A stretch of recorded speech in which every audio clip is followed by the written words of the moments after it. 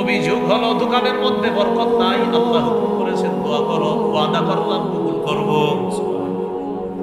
আপনার যত সমস্যা আছে, যেমন মনে করেন আপনি এই মুহূর্তে প্রত্যেকে বলতেছেন আল্লাহ আমার তো এই সমস্যা, আল্লাহ বলে হুকুম করছি না দোয়া করতে, দোয়া করো, আর আমার ওয়াদা আমি তোমার দোয়া কবুল করবো।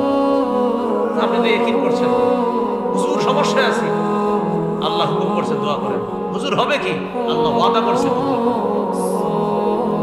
বলেন সবাই একটু বলেন, বলেন বিপদে আছি, বলেন বিপদে আছি, আল্লাহর আদেশ, বলেন দোয়া করো, ওয়াদা, দোয়া করো। তাহলে বিপদে আছে, হুকুম করতেছে দোয়া করো, ওয়াদা কবুল হবে। বিপদ, প্রথম বিপদ, হুকুম দোয়া, ওয়াদা কবুল। আমরা তো এটা করতেছি না। আল্লাহর ওয়াদা উদউনি, হুকুম দোয়া করো, আস্তাজিব লাকুম, ওয়াদা কবুল করো।